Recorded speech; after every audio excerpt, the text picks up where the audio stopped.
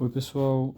Hoje eu vou falar sobre Cinzas do Norte, romance do Milton Ratum, publicado em 2005, que é um ótimo livro. Eu já tinha lido Dois Irmãos, do Milton Ratum, e achei Cinzas do Norte melhor. Achei uma história mais bem construída, personagens mais marcantes, assim, e realmente gostei muito, né?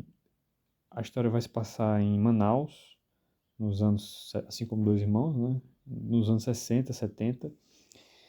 Ali da ditadura militar, a maior parte, né, nessas décadas, mas também tem coisas um pouco antes e um pouco depois, e também tem algumas poucas cenas assim em outras cidades, mas vai contar a história do ódio que existia entre o pai e um filho.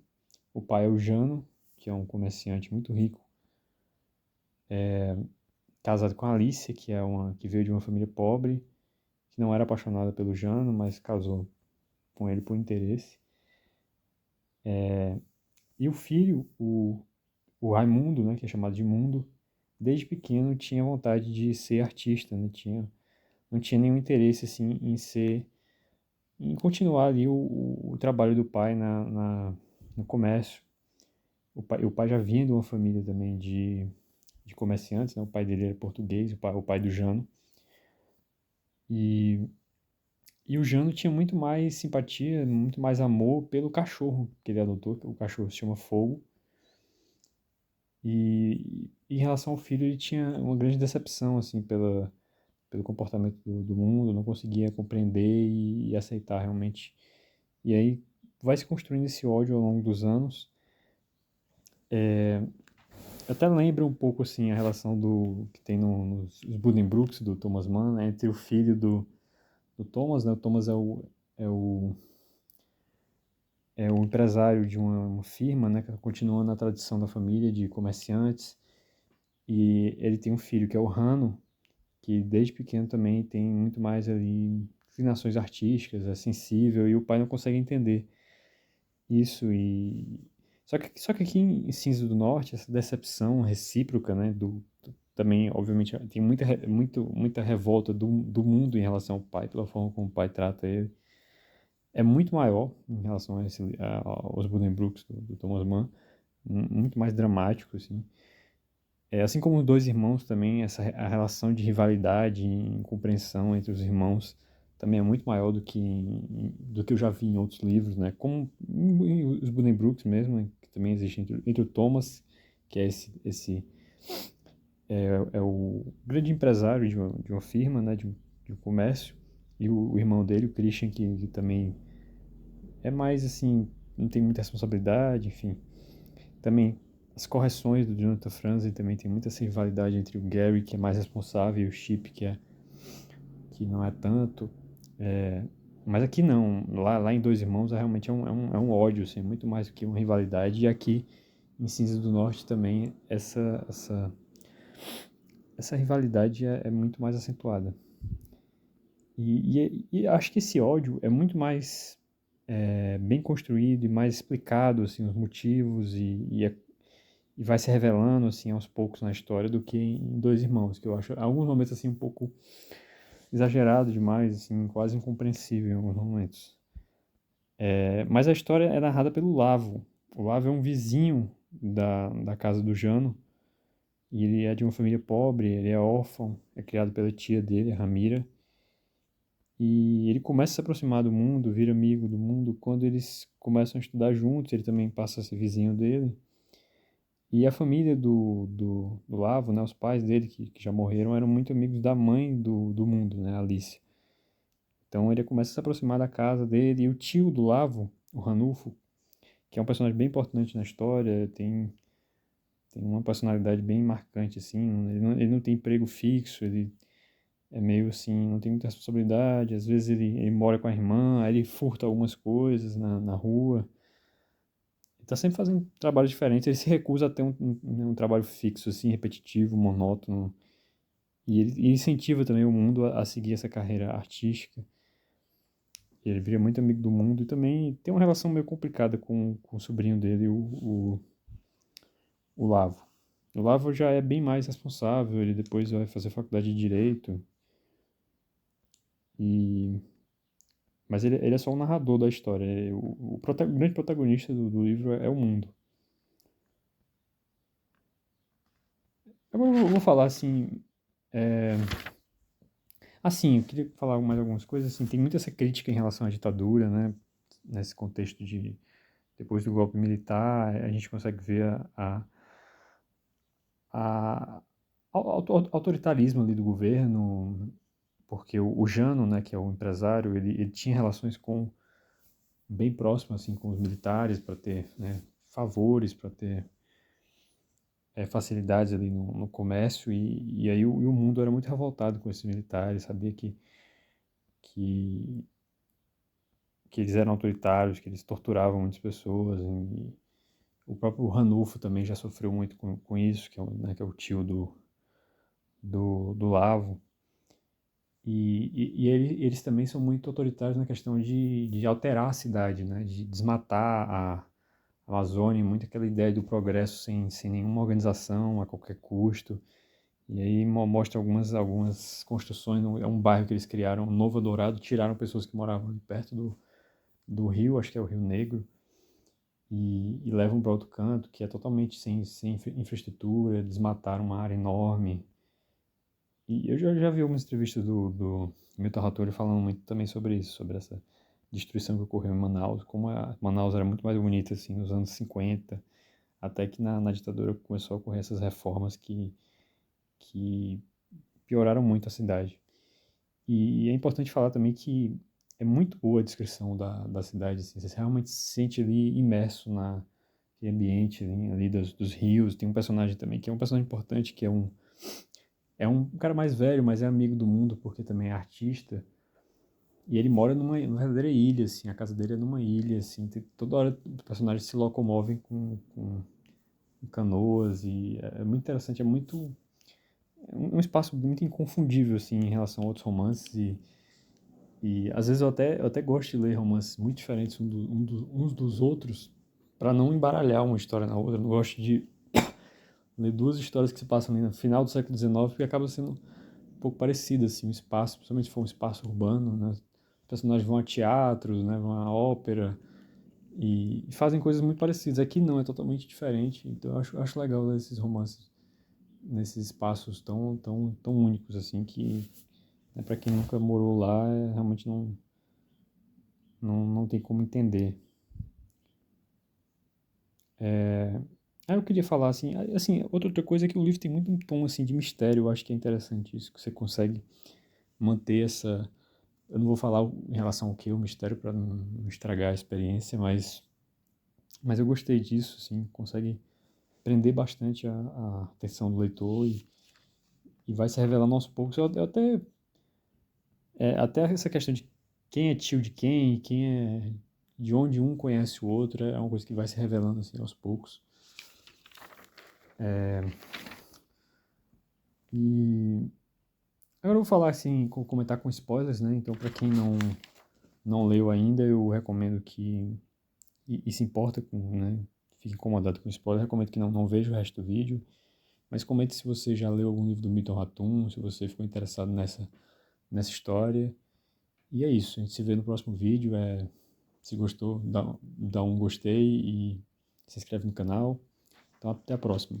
Agora, para o pessoal que já leu o livro, eu vou ler aqui algumas passagens que eu achei mais interessantes. Aqui é o Ranulfo falando pro Lavo. Aqui já mais perto pro fim da história. E as chicanas judiciais? Já começaste a aplicar as leis? Como eu não respondia, continuava. Não tem lei porra nenhuma, rapaz. Tudo depende das circunstâncias. O réu tem ou não tem grana. Amigo togado também serve. Essa é a lei. O princípio e o fim de todas as sentenças. Essas palavras davam uma certa dignidade a tio Han, a grandeza de um ser revoltado. Tem muito essa coisa do Lavo, tem uma certa irritação, assim, né, em relação ao Ranulfo, por ele ser meio, por ele não ter responsabilidade, e exigir dinheiro dele, exigir tudo dele, mesmo sem. E continuar com essa postura de superioridade, porque ele não se compromete, não, não participa, assim, né, de nada que seja errado, nada que ele considere errado. Eu achei interessante ver uma certa rivalidade, assim, dele, por mais que ele amasse o tio e tentou ajudar o tio em vários momentos aqui, mas eu achei interessante ver isso. E realmente é um dilema grande, assim, num governo, né, autoritário.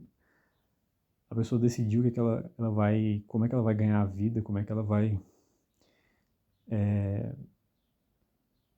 participar da sociedade sem fazer nada que seja eticamente reprovável, né? E, e embora o Lavo não fale muito da própria vida dele, ele em alguns momentos dá a entender assim, as decisões que ele tinha que tomar nesse contexto. Por mais que ele não seja assim, o foco do livro, mas eu achei interessante ver isso. É aqui uma passagem que é a morte do fogo, eu achei bastante marcante. Aqui é a Ramira falando. Ela tinha ido na casa do Janda, que depois da destruição do palácio, palacete onde ele morava. Aí ela falando assim, falando pro Lavo.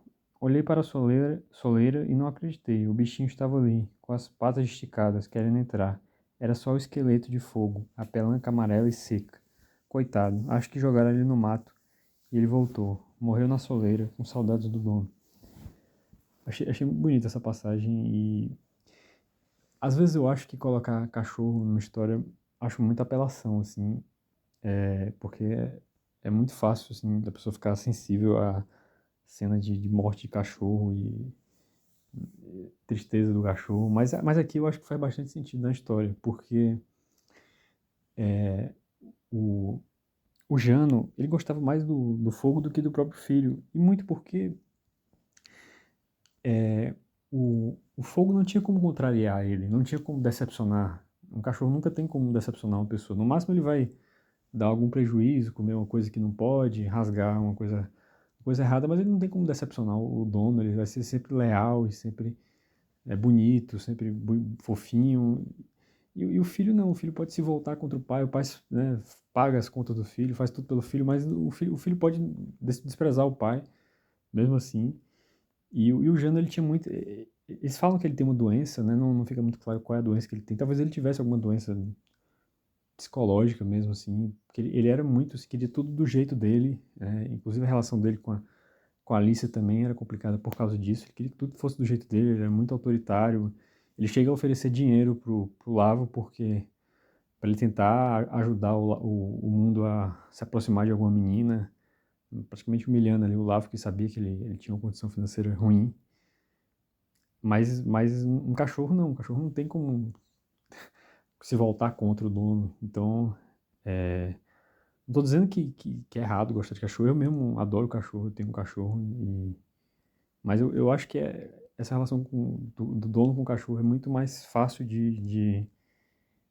é muito mais difícil de ser contrariada, assim, mais difícil de sofrer algum abalo, né? Então eu acho que serviu bastante na história essa presença do fogo e essa morte dele também é muito interessante, mostrando ali a decadência e também mostrando um pouco assim, as imperfeições da Alicia, né? Porque depois que o marido morre, ela poderia ter ficado com o fogo, ela não, ela se livrou do fogo, o mundo também não se importava com o fogo e, né, só abandonou o coitado do cachorro que já estava velho, né? E, e aí eu também ia falar sobre isso, depois eu falo sobre isso, eu ainda vou ler aqui mais uma última passagem, depois eu vou falar um pouco sobre o mundo. É, aqui é o capítulo final, né, que é a carta que o mundo escreve pro fogo, pro fogo, pro Lavo. Me livrei de um peso quando tá falando dos quadros que ele escreveu que ele queria que só o Lavo visse. Que ele escreveu, que ele fez, que ele pintou, que ele queria que só o Lavo visse. Me livrei de um peso quando terminei esse trabalho, mas não me considero um artista, Lavo. Só quis dar algum sentido à minha vida. Tinha medo de morrer com os meus esboços. Teria sido uma vida esvaziada. Medo porque a tontura e a fraqueza e a dor estavam me derrubando.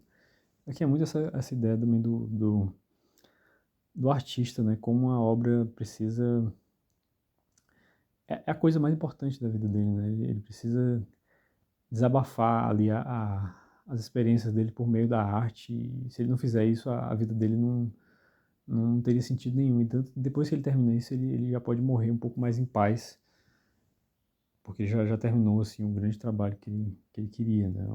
Eu achei interessante essa relação, né? Realmente mostrando a relação do artista com a arte.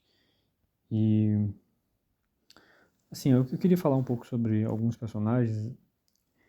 É uma história melancólica, assim, o final é melancólico, mas é uma história muito cheia de beleza, assim, tem muitas coisas bonitas, assim, o amor do Ranulfo pela Alicia, nessa revolta do mundo que o mundo tinha em relação a muita coisa errada que estava acontecendo, né, aquelas transformações que estavam ocorrendo na Amazônia, a relação do pai com os militares, né, a pobreza da população.